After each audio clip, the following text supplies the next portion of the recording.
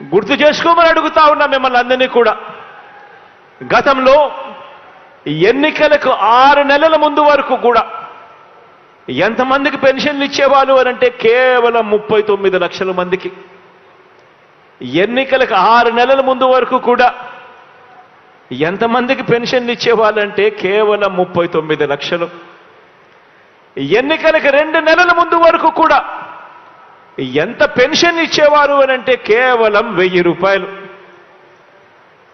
నెల నెల పెన్షన్ల కోసం ఆ అభాగ్యుల పైన ఖర్చు చేస్తా ఉన్నది ఎంత అనంటే నెలకు 400 కోట్ల రూపాయలు కూడా ఖర్చు చేయని పరిస్థితి. ఈరోజు మీ బిడ్డ పరిపాలనలో జరిగిన మార్పు గమనించమని అడుగుతా ఉన్నా. ఈరోజు మీ బిడ్డ పరిపాలనలో 39 లక్షల మంది పెన్షన్లు ఇస్తా ఉన్న గత పరిస్థితికి పోయి ఈరోజు 66,34,000 మందికి ఈరోజు పెన్షన్ ఇస్తా ఉన్నాం.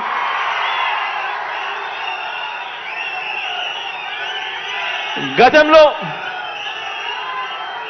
1000 రూపాయలు పెన్షన్ ఇస్తా ఉన్న పరిస్థితి పోయి మీ బిడ్డ ముఖ్యమంత్రి అయిపోయిన వెంటనే తొలి సంతకం మొట్టమొదటి రోజు నుంచే పెన్షన్ 2,250 రూపాయలకు పెంచి ఆ తర్వాత ఇచ్చిన మాట ప్రకారం ఆ పెన్షన్ పెంచుకుంటూ పోయి ఈరోజు 3,000 దాకా తీసుకొని పోయిన పరిస్థితులు ఈరోజు కనిపిస్తా ఉన్నాయి. ఈరోజు నా అవ్వ తాతల ముఖంలో చిరునవ్వును చూడాలని, అభాగ్యులైన నా అక్క చెల్లెమ్మల ముఖంలో చిరునవ్వులు చూడాలని, దివ్యాంగులైన నా అన్నతమ్ముల ముఖంలో చిరునవ్వును చూడాలని ఇవాళ మీ బిడ్డ ప్రభుత్వం కేవలం పెన్షన్ల కోసం ఖర్చు చేస్తా ఉన్నది అక్షరాల నెలకు 2,000 కోట్ల రూపాయలను కూడా ఇవాళ చెప్పడానికి గర్వపడతా ఉన్నా.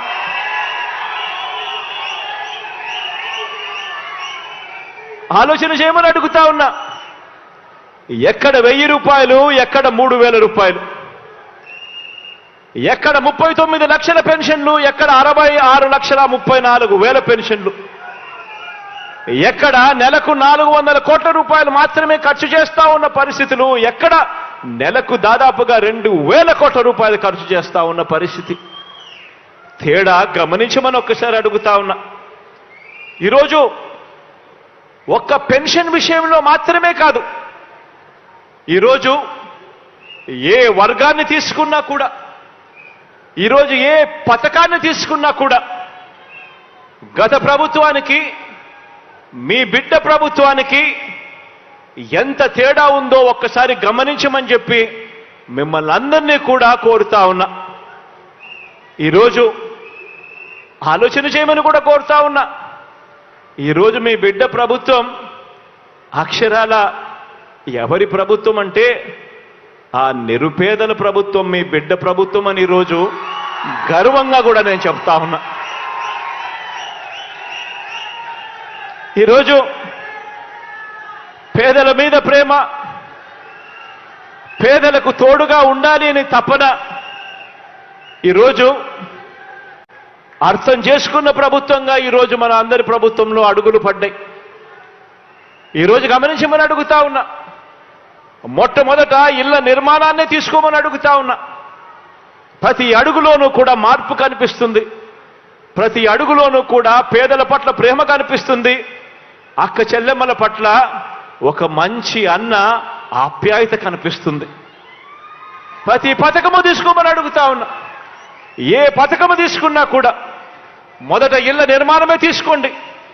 గత ప్రభుత్వంలో పేదలకిచ్చిన ఇళ్ల పట్టాలు ఎన్నో తెలుసా? అక్షరాల ఒక 0. గతంలో పేదలకు ఇళ్ల పట్టాలు ఇవ్వాలి అన్న ఆలోచనలు సైతం జరగలేదు. పేదలు ఎలా బ్రతుకుతున్నారు, వారికి మంచెలా చేయాలి అనే ఆలోచనే చేసిన పాపాన పోలేదు ఎవరు కూడా. ఈరోజు మనందరి ప్రభుత్వంలో, మీ బిడ్డ ప్రభుత్వంలో, ఈరోజు మీ జగనన్న ప్రభుత్వంలో నా అక్క చెల్లెమ్మల కోసం మీ జగనన్న పంపిణీ చేసిన ఇళ్ల పట్టాలు అక్షరాల 31 లక్షల ఇళ్ల పట్టాలు ఈరోజు పంపిణీ చేశాం.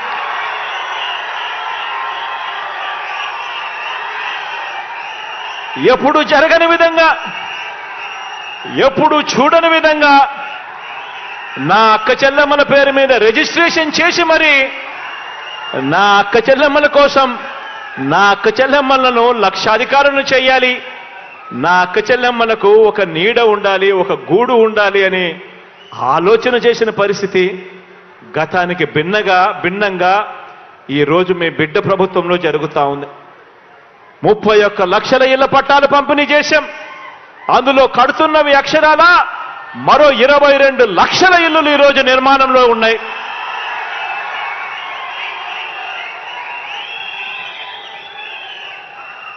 నిజంగా ఆశ్చర్యం అనిపిస్తుంది.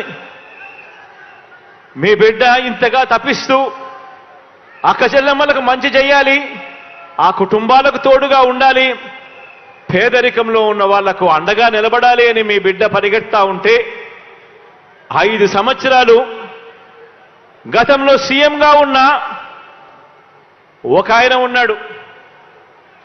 ఆయనకు ఒక దత్తపుత్రుడు ఉన్నాడు.